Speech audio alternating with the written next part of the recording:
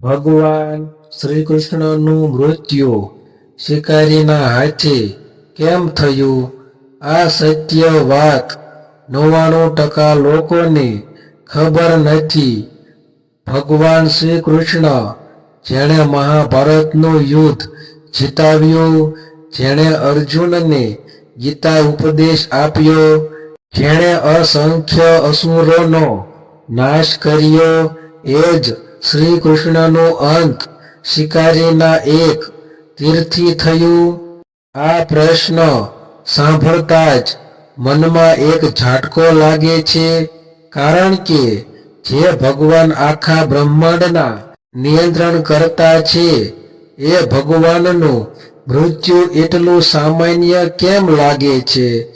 શું શ્રી કૃષ્ણ નબળા થઈ ગયા હતા? શું એ શિકારી વધારે શક્તિશાળી હતો? કે પછી આ બધું કોઈ ગહન રહસ્યનો ભાગ હતું?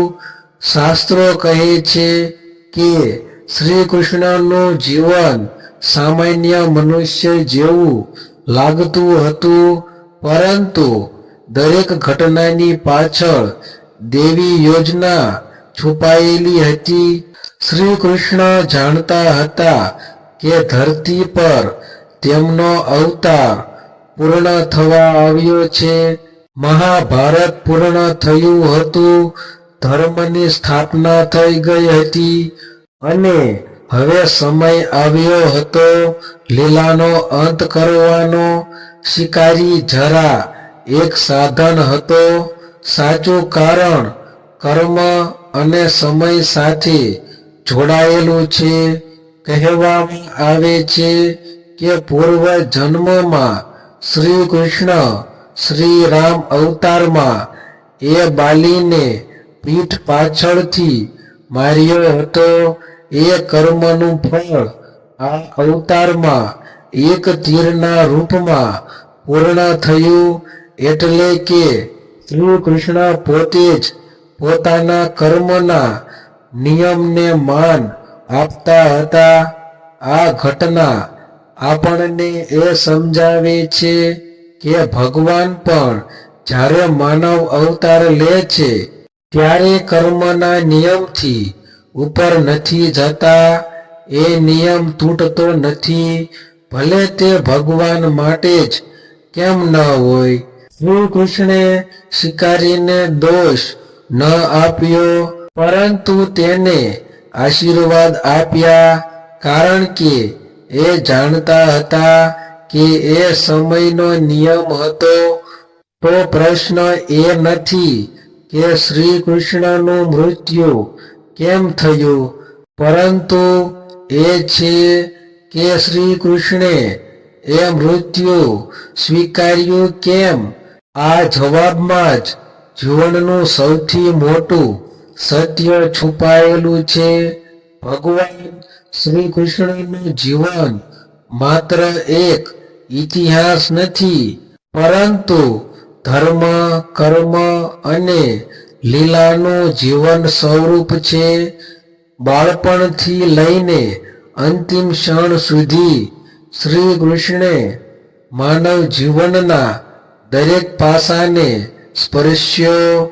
મસ્તી, મિત્રતા, રાજનીતિ, યુદ્ધ અને અંત વૈરાગ્ય. પરંતુ શ્રી કૃષ્ણના જીવનનો અંત એક એવો પ્રશ્ન છોડી જાય છે, જે આજે પણ ભક્તોના મનને ઉથલ પાથલ કરે છે. જેણે કાળને પણ વશમાં રાખ્યો, જે મૃત્યુનો પણ દાતા છે, એ ભગવાનનું મૃત્યુ એક સામાન્ય શિકારીના હાથે કેમ થયું?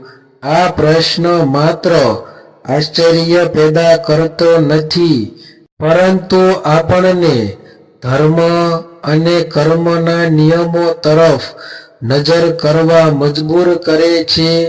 શાસ્ત્રો અનુસાર શ્રી કૃષ્ણે પોતાનું અવતાર કાર્ય પૂર્ણ કરી દીધું હતું. મહાભારત યુદ્ધ બાદ પૃથ્વી પરથી અધર્મનો નાશ થયો અને ધર્મની સ્થાપના થઈ, દ્વારકાનો સમય પણ પૂર્ણ થવા આવ્યો હતો. એ સમયે શ્રી કૃષ્ણ જાણતા હતા કે હવે લીલાનો અંત કરવો જરૂરી છે. શ્રી કૃષ્ણનું મૃત્યુ કોઈ દુર્ઘટના નહોતું, પરંતુ પૂર્વ નિયોજિત દેવી આયોજન હતું. શિકારી જરા એ આયોજનનું સાધન હતો. શ્રી કૃષ્ણે શિકારીને શાપ આપ્યો નહીં, પરંતુ કરુણા દર્શાવી, કારણ કે એ જાણતા હતા કે એ વ્યક્તિ માત્ર કર્મના નિયમનું સાધન બની હતી. આ ઘટના આપણને એ સમજાવે છે કે ભગવાન પણ જ્યારે માનવ રૂપે અવતરિત થાય છે ત્યારે ધર્મના નિયમોનું પાલન કરે છે. શ્રી કૃષ્ણે પોતે ગીતામાં કહ્યું છે કે કર્મનો નાશ કોઈ કરી શકતું નથી. એ જ ઉપદેશ તેમણે પોતાના જીવન દ્વારા સાબિત કર્યો. આ વિડીયોમાં આપણે આ ઘટનાની પાછળ છુપાયેલું શાસ્ત્રીય, આધ્યાત્મિક અને કર્મ સિદ્ધાંત આધારિત સત્ય સમજવાનો પ્રયાસ કરીશું, કારણ કે શ્રી કૃષ્ણનું મૃત્યુ અંત નથી, પરંતુ એક સંદેશ છે. ધર્મનો, સમયનો અને કર્મના અચલ નિયમનો શાસ્ત્રોમાં સ્પષ્ટ રીતે લખ્યું છે કે ભગવાન શ્રી કૃષ્ણનું મૃત્યુ કોઈ સામાન્ય ઘટના નહોતી. એ એક દેવી લીલાનો અંત હતો. મહાભારત યુદ્ધ પૂર્ણ થયા પછી શ્રી કૃષ્ણે પૃથ્વી પરથી અધર્મનો નાશ કરી દીધો હતો. કૌરવોનો વિનાશ થયો, ધર્મની સ્થાપના થઈ અને શ્રી કૃષ્ણનું અવતાર કાર્ય પૂર્ણ થવા આવ્યું. શ્રીમદ ભાગવતમાં વર્ણન છે કે યાદવ વંશનો અંત આવવાનો હતો. શ્રી કૃષ્ણે પોતે જ એવું આયોજન કર્યું કે આ યાદવો પરસ્પર કલહમાં નાશ પામે, કારણ કે પૃથ્વી પર ભાર વધે નહીં. ત્યારબાદ દ્વારકાનો પણ વિનાશ નિશ્ચિત હતો. શ્રી કૃષ્ણ જાણતા હતા કે હવે પૃથ્વી પર રહેવાનો સમય પૂર્ણ થયો છે. એક દિવસ શ્રી કૃષ્ણ વનમાં ધ્યાનમગ્ન અવસ્થામાં બેઠા હતા. તેમના પગ પર પીળો વસ્ત્ર હતું, જે દૂરથી હરણ જેવું લાગતું હતું. એ સમયે શિકારી જરા એ હરણ સમજીને તીર ચલાવી બેઠો. તીર શ્રી કૃષ્ણના પગમાં વાગ્યું. જ્યારે જરાએ નજીક આવીને જોયું, ત્યારે તેને ભાન થયું કે એ તો ભગવાન શ્રી કૃષ્ણ છે. શિકારી રડી પડ્યો, માફી માંગવા લાગ્યો, પરંતુ શ્રી કૃષ્ણએ તેને શાપ આપ્યો નહીં, ઉલટું આશીર્વાદ આપ્યા, કારણ કે શ્રી કૃષ્ણ જાણતા હતા કે જરા માત્ર કર્મનો સાધન હતો. શાસ્ત્રો મુજબ પૂર્વ જન્મમાં શ્રી કૃષ્ણે એક ઋષિ સાથે થયેલી ઘટનાને કારણે આ કર્મ સ્વીકાર્યું હતું. ગીતા મુજબ કર્મનો નિયમ ભગવાન માટે પણ અટલ છે.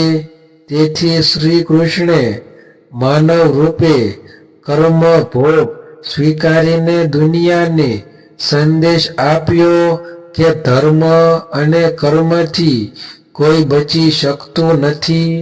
શ્રી કૃષ્ણનું મૃત્યુ એ આપણને શીખવે છે કે અંત પણ એક લીલા છે અને ભગવાન કદી મરતા નથી, માત્ર અવતાર પૂર્ણ કરે છે. ભગવાન શ્રી કૃષ્ણની આ લીલા આપણને એક ઊંડો સંદેશ આપે છે. શ્રી કૃષ્ણ ક્યારેય સામાન્ય મનુષ્ય નહોતા અને તેમનું મૃત્યુ પણ સામાન્ય નથી. તેઓ ન મરે પરંતુ પોતાની અવતાર લીલા પૂર્ણ કરીને વૈકુંઠ ધામ પધારે છે. શિકારી જરા માત્ર એક માધ્યમ હતો, પરંતુ પાછળ ભગવાનની ઈચ્છા અને કર્મનો અચૂક નિયમ કાર્યરત હતો. આ ઘટના આપણને શીખવે છે કે દુનિયામાં કોઈ પણ ઘટના અચાનક થતી નથી. દરેક કાર્ય પાછળ કારણ હોય છે, કર્મ હોય છે અને ઈશ્વરની યોજના હોય છે. શ્રી કૃષ્ણે પોતે કર્મ ભોગ સ્વીકારીને માનવ જાતને સમજાવ્યું કે ધર્મ, ક્ષમા અને સત્યનો માર્ગ કદી છોડવો નહીં. આજના જીવનમાં જ્યારે આપણને દુઃખ આવે, ત્યારે નુકસાન થાય અથવા અન્યાય લાગે, ત્યારે આ લીલા યાદ રાખવી જોઈએ.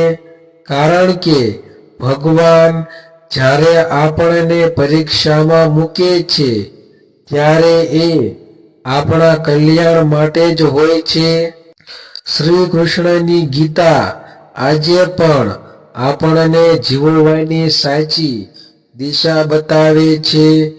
જો તમને આવી શાસ્ત્ર આધારિત રહસ્યમય અને જીવન બદલતી માહિતી ગમતી હોય તો આ વિડિયો તમારા પરિવાર અને મિત્રોને જરૂર શેર કરો.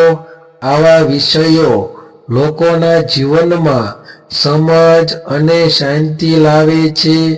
આવી વધુ ધાર્મિક, આધ્યાત્મિક અને અદ્ભુત કથાઓ માટે અમારી ચેનલ હમણાં જ સબસ્ક્રાઇબ કરો. બાજુમાં આવેલ બેલ આઇકન દબાવો જેથી કોઈ પણ નવી વિડિયો તમને સૌપ્રથમ મળી જાય. જય શ્રી કૃષ્ણ. આગામી વિડિયોમાં ફરી મળીશું એક નવા સત્ય સાથે.